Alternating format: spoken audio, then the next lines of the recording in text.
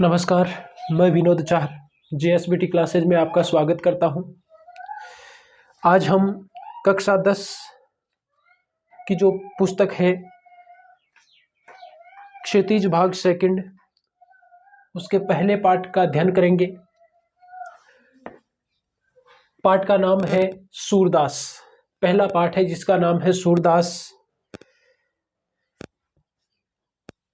और सूरदास के यहाँ पर 4 पद दिए हुए हैं। पहला जो पाठ है अपना, उसमें सूरदास के 4 पद दिए गए हैं। उन 4 पदों में उन्होंने क्या क्या बताया है, इन सब के बारे में हम चर्चा करेंगे। और देखिए, ये जो 4 पद हैं यहाँ पर, ये किससे लिए गए हैं? तो जो भ्रमर गीत है उस भ्रमर गीत से ये चारों पद लिए हुए हैं। भ्रमर गीत से चारों पद लिए गए हैं। तो आप अधिक से अधिक वीडियो प्राप्त करने के लिए हमारे चैनल को JSBT क्लासेज को सब्सक्राइब करें, वीडियो को लाइक करें, शेयर करें, अधिक से अधिक लोगों तक पहुंचाएं। तो देखिए, हम बात करते हैं, पहला पद है उसको देखते हैं, इसमें कहा क्या गया है। देखिए, जो पहला पद है उस पहले पद में कहा क्या गया है। जब श्री कृष्ण उद्धव जो दूत है उनको जब गोपियों के पास में भेजते हैं और उद्धव गोपियों के पास में आकर उन्हें योग साधना का संदेश देते हैं। क्या करते हैं? योग साधना का संदेश देते हैं।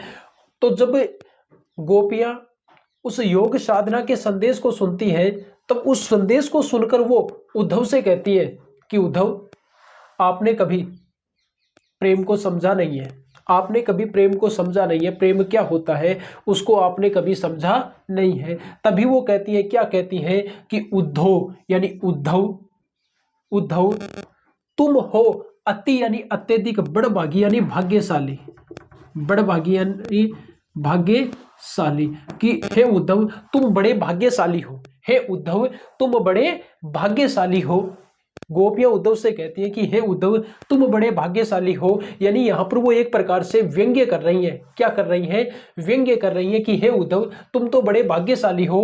अपरस रहत स्नेह तगाते, अपरस यानी अछूता, अपरस यानी अछूता, रहत रहते स्नेह तगा प्रेम रूपी धागा, स्नेह तगा प्रेम रूपी धागा ते से नाहिन नहीं मन अनुरागी, अनुरागी यानी अनुराग या स्नेह उत्पन्न होना। कि हे उद्धव तुम तो बड़े भाग्यशाली हो, हे उद्धव जी तुम बड़े भाग्यशाली हो, हे उद्धव जी तुम बड़े भाग्यशाली हो। और तुम अपरस रहत स्नेह तगाते, तुम प्रेम रूपी धागे से क्या रहे हो? अछूते रहे हो। तुम प्रेम रूपी धागे से कभी बंधे नहीं हो, तुम प्रेम रूपी धागे से अछूते रहे हो। नाहिन मन अनुरागी, नाहिन नहीं मन अनुरागी यानी अनुराग, और तुम्हारे मन में स्नेह उत्पन्न नहीं हुआ है, तुम्हारे मन में प्रेम रूपी जो भाव है ना, ये उत्पन्न नहीं हुआ है। यानी उस पर व्यंग्य करती हुई कह रही है कि हे उद्धव जी आप इतने दिन से श्री कृष्ण के पास रह रहे हो, हे उद्धव जी आप इतने दिन से श्री कृष्ण के पास रह रहे हो और उसके बाद भी तुम प्रेम रूपी बंधन से नहीं बंध पाए हो, उसके बाद भी तुम प्रेम रूपी बंधन को नहीं जान पाए हो, तुम प्रेम रूपी जो धागा है उससे अछूते रहे हो, तुम प्रेम रूपी धागे से बंधे नहीं हो।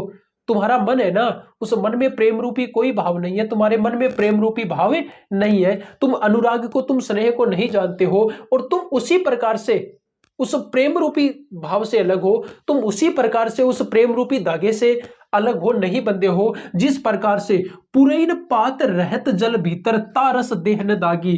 पुरैन पात यानी कमल का पत्ता, पुरैन पात यानी कमल का पत्ता, रहत रहता है जल भीतर, जल के भीतर, ता रस उसका रस, देह शरीर ने नहीं दागी, दाग या लगना। कि जिस प्रकार से एक कमल का पत्ता होता है, जिस प्रकार से कमल का पत्ता होता है, वो कमल का पत्ता कहाँ रहता है? जल के भीतर रहता है। जिस प्रकार से एक कमल होता है, उस कमल का पत्ता हमेशा जल के भीतर रहता है, फिर भी उसके शरीर पर उस जल का कोई दाग नहीं लगता है। यानी कमल का पत्ता है, वो कमल का पत्ता हमेशा जल के भीतर रहता है, फिर भी उसका एक भी दाग उस कमल के पत्ते पर नहीं लगता है, अर्थात कमल का पत्ता जल में रहने के बावजूद खराब नहीं होता है। तो ठीक उसी प्रकार की स्थिति है उद्धव जी आपकी है। आप श्री कृष्ण के पास रहे हो, आप श्री कृष्ण के साथ रहे हो, लेकिन फिर भी प्रेम रूपी धागे से आप नहीं बंधे हो, फिर भी आपने प्रेम को नहीं पहचाना है। ज्यों जलमा है तेल की गागरी, बूंद न ताको लागी, ज्यों जैसे जलमा है जल के भीतर तेल की गागरी। गागरी का अर्थ क्या होता है? घड़ा। गागरी का अर्थ होता है घड़ा। बूंद ने ताको उसको लागी लगना, कि जिस प्रकार से एक घड़ा होता है जिस पर तेल लगा हुआ होता है, यानी कि हम कह सकते हैं कि चिकना घड़ा, जिस प्रकार से एक चिकना घड़ा होता है उसको पानी के अंदर डुबोया जाए, जिस प्रकार से एक चिकने घड़े को जब पानी के अंदर डुबोया जाता है तो बूंद न ताको लागी, उसको एक बूंद भी नहीं लगती, अर्थात उस पर एक बूंद भी नहीं टिकती है। जिस प्रकार से एक चिकना घड़ा है, उस चिकने घड़े को जल के भीतर डुबोया जाए तो उस पर एक भी बूंद नहीं लगती है, उस पर एक भी बूंद नहीं टिकती है। हे उद्धव जी, आप भी उस चिकने घड़े के समान हो। हे उद्धव जी, आप भी उस चिकने घड़े के समान हो। आप पर भी प्रेम रूपी एक बूंद भी नहीं लगती है, आप पर भी प्रेम रूपी एक बूंद भी नहीं टिकती है। प्रीति नदी में पाऊं न बोरियो, दृष्टि ने रूप परागी। प्रीति नदी यानी प्रेम रूपी नदी, प्रीति नदी यानी प्रेम रूपी नदी में पाऊं पैर न नहीं बोरियो यानी डुबोया, बोरियो यानी डुबोया। और कहती है कि हे उद्धव जी, आपने प्रेम रूपी नदी में कभी पैर डुबोया ही नहीं है। हे उद्धव जी, आपने प्रेम रूपी जो नदी है, उस प्रेम रूपी नदी में कभी अपना पैर डुबोया ही नहीं है, डुबोया ही नहीं है, अर्थात आपने कभी प्रेम को समझा ही नहीं है। हे उद्धव जी, आपने कभी प्रेम को समझा ही नहीं है, आपने कभी ये समझने की, महसूस करने की कोशिश ही नहीं की, प्रयास ही नहीं किया कि प्रेम क्या होता है। दृष्टि न रूप परागी, दृष्टि यानी नजर न नहीं, रूप परागी।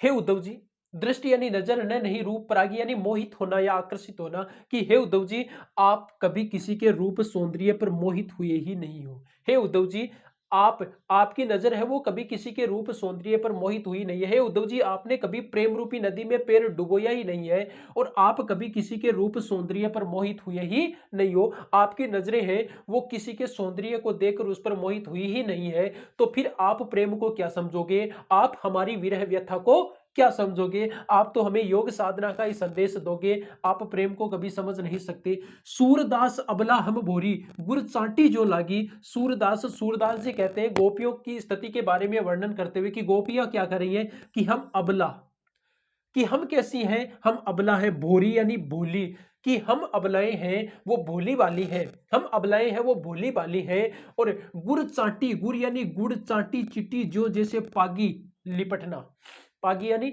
लिपटना, कि हम गोपियां हैं वो भोली वाली है, हम गोपियां भोली वाली हैं। और हम तो जिस प्रकार से गुड़ की चींटी लगती है उस प्रकार से हम लिपट गई है, हमारी स्थिति तो गुड़ की चींटियों की समान है। गुड़ चाटी जो पागी, हम तो गुड़ पर लिपटी हुई चींटियों के समान लिपट गई है। अर्थात कहने का भाव यह है कि हम तो श्री कृष्ण के प्रेम में हो चुकी हैं, हम तो श्री कृष्ण के प्रेम में पागल हो चुकी हैं, और हमारी स्थिति है वो कैसी है, वो उन चींटियों के समान है। किन के समान है? उन चींटियों के समान है जो किस पर लिपट जाती हैं, जो गुड़ पर लिपट जाती हैं। चींटियां है वो गुड़ पर जाकर लिपट जाती हैं। ठीक उसी प्रकार से हम तो श्री कृष्ण से लिपटी हुई हैं, अर्थात श्री कृष्ण के प्रेम में पागल है। हम तो श्री कृष्ण के प्रेम में पागल है, हम भोली वाली हैं, हम श्री कृष्ण के रूप को नहीं समझ पाई। हम जो गोपिकाएं हैं, हम जो गोपियां हैं वो भोली वाली हैं, हम श्री कृष्ण की वास्तविकता को नहीं समझ पाई, हम श्री कृष्ण की वास्तविकता को नहीं समझ पाई, और हमने श्री कृष्ण से सच्चा प्रेम किया। तो ये तो था पहला पद। अब देखिए दूसरे पद के बारे में बात करते हैं। अब गोपियां क्या कर रही हैं? दूसरा पद है उसमें गोपियां क्या करें? मन की मन ही माज रही, मन की यानी मन की बातें मन के ही माज रही, भीतर रह गई। कि श्री कृष्ण उस समय के घटनाक्रम के बारे में बता रही है जब श्री कृष्ण उन्हें छोड़कर यहां से जाते हैं, जब श्री कृष्ण उन्हें छोड़कर यहां से छोड़कर मथुरा जाते हैं उस समय की, कि श्री कृष्ण ने जाते समय हमसे कुछ कहा भी नहीं। श्री कृष्ण जब यहां से गए थे तो यहां से जाते समय उन्होंने हमसे कुछ कहा भी नहीं। अगर वो जाते समय हमें कुछ कहकर जाते तो हम अपने अपनी जो बातें हैं, अपने मन की जो बातें हैं वो शायद श्री कृष्ण से कहती, लेकिन वो हमें बिना बताए चले गए। इसलिए कहते हैं कि मन की मन ही माज रही, माज यानी भीतर, कि हमारे मन की जो बातें थी वो हमारे मन में ही रह गई, हमारी मन की बातें हैं वो हमारे मन में ही रह गई। कहिए जाई कौन पे उदो ना ही परत कही, कहिए जाई कौन, कहिए कहे जाई जाकर के कौन पे किसको। हे उद्धव जी, अब वो हम हमारे मन की बातें किसको जाकर कहें। हे उद्धव जी, अब हम उद्धव उद्धव हे उद्धव, अब हम अपने मन की बातें हैं वो किसको जाकर कहें। हे उद्धव जी, कि हम जो बातें, हमें जो बातें श्री कृष्ण को कहनी थी वो हमारे मन में ही रह गई, हम उनको नहीं कह पाई। अब बताइए, आप ही बताइए कि वो बातें हम किसको जाकर कहें, कौन कौन पे किसको। हे उद्धव जी, आप ही बताइए, कहिए कहे जाई जाकर के, हम जाकर के वो बातें किसको कहें। ना ही परत कही, ना ही नहीं परत, परत कही अनजान को कहना। किसी अनजान को तो नहीं कहा जा सकता, ना ही नहीं परत कही दूसरे को कहे, परत कही दूसरे को कहे, किसी अनजान को तो नहीं कह सकते। हमारे मन की जो बातें हैं अब हम जाकर किसको कहें, वो बातें हम किसी अनजान से तो कह नहीं सकते, वो बातें तो हमें श्री कृष्ण से ही कहनी थी, और श्री कृष्ण जाते समय हमें कुछ बता करके नहीं गए, इसलिए वो हमारे मन की बातें हमारे मन में ही रह गई। अवधि आधार आस आवन की,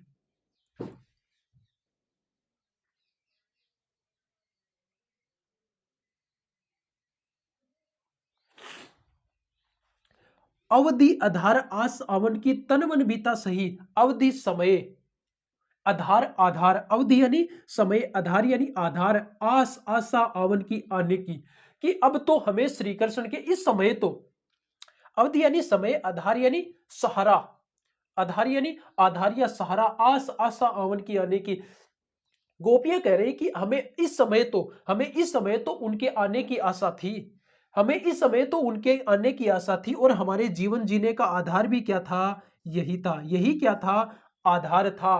तन मन, तन और मन की बीथा व्यथा दुख सही सहन किया, कि हमें इस समय श्री कृष्ण के आने की आस थी, हमें इस समय श्री कृष्ण के आने की आस थी, और इसी सहारे, इसी आधार पर, इसी सहारे या इसी आधार पर हम क्या कर रही थी, तन और मन की व्यथा को, तन और मन के दुख को सहन कर रही थी।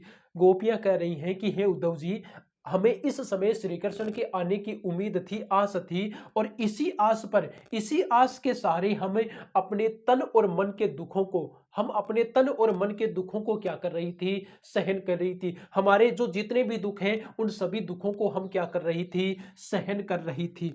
अब इन जोग संदेशननी सुनी सुनी बिरहिनी विरह दही, अब इन जोग संदेशननी, योग संदेशों को, जोग संदेशननी यानी योग संदेशों को सुनी सुनी सुन सुनकर, और अब आप हे उद्धव जी, अब आप हमें यहां आकर योग संदेश सुना रहे हैं, तो इन योग संदेशों को सुन सुनकर, अब इन योग संदेशों को सुन सुनकर, बिरहिणी बिरह दही, बिरहिणी विरहिणी, बिरह विरह दही जलना, हम विरहिणी किस में जलने लगी हैं, विरह में जलने लगी है।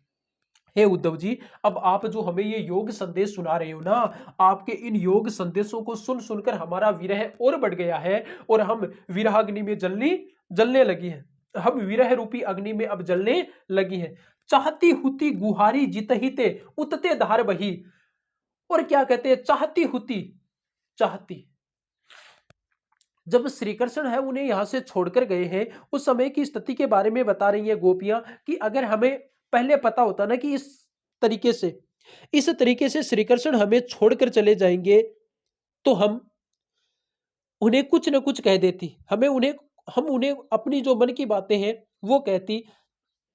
तब कहते चाहती हुती, चाहती, चाहती गुहारी, गुहार करना, गुहार करना, चाहती हुती, चाहती गुहारी, गुहार करना, और जीत ही ते, जहां से उतते वहां से धार बही, धारा बही, धार बही यानी धारा बही, कि चाहती, हमें यह पहले पता होता कि अगर श्री कृष्ण इस प्रकार से जाएंगे, तो मैं ये चाहती गुहारी, और गुहार करती, उनसे गुहार करती, उनसे पुकार करती, यानी वो कह रही है कि हम श्री कृष्ण को रोकने का प्रयास कर लेती, हम श्री कृष्ण को रोकने का प्रयास करती, हम श्री कृष्ण को वहां पर जाने नहीं देती, वहां पर जाने नहीं देती, उनको यहां पर रोक लेती, इसलिए हम क्या करती, गुहार करती। मैं चाहती, अब अगर हमें पहले पता होता, तो मैं चाहती गुहारी गुहार करके, गुहारी गुहार करके, पुकार करके, जीत ही ते, जहां से, यानी या जीत लेती, या जीत लेती अर्थात उन्हें बुला लेती, यहां पर यह भी कर सकते हैं हम, बुला लेती,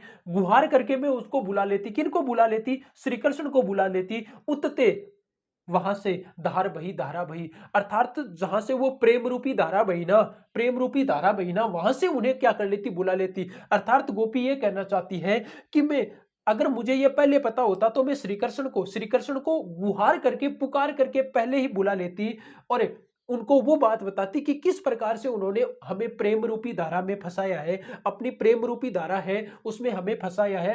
वो प्रेम की जो बात है, किस प्रकार से सच्चा जो प्रेम है वो उन्होंने अपनाया हमारे साथ, तो वो बातें बताकर मैं क्या कर लेती, उन्हें जाने से रोक लेती, गुहार करके, पुकार करके रोक लेती। धार बही यानी धारा बही।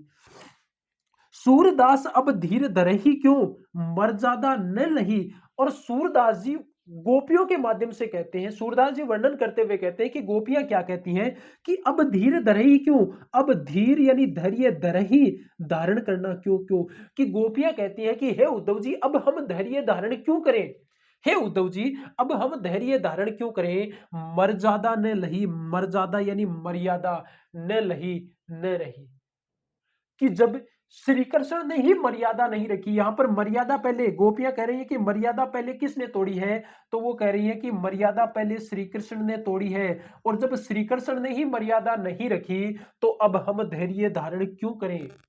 हे उद्धव जी जब श्री कृष्ण ने ही मर्यादा है वो नहीं रखी है तो हम धारण क्यों करें। अर्थात जब श्री कृष्ण ने हमारे साथ में छल किया है, श्री कृष्ण ने हमारे साथ में छल या धोखा कर दिया है, तो अब हम शांत कैसे रहे, अब हमसे शांत नहीं रहा जाता। तो इन दो पदों के बारे में बात की है। आज हमने दूसरे जो दो पद हैं, तीसरा और चौथा पद है जो बचे हुए हैं इनके, इस पार्ट में 4 पद थे जिसमें से 2 के बारे में हमने चर्चा कर लिया, 2 पद और हैं उनके बारे में हम चर्चा करेंगे नेक्स्ट वीडियो में। आप हमारे अधिक से अधिक वीडियो प्राप्त करने के लिए हमारे YouTube चैनल से जुड़े रहें, हमारे चैनल को सब्सक्राइब करें, वीडियो को लाइक और शेयर करें। धन्यवाद।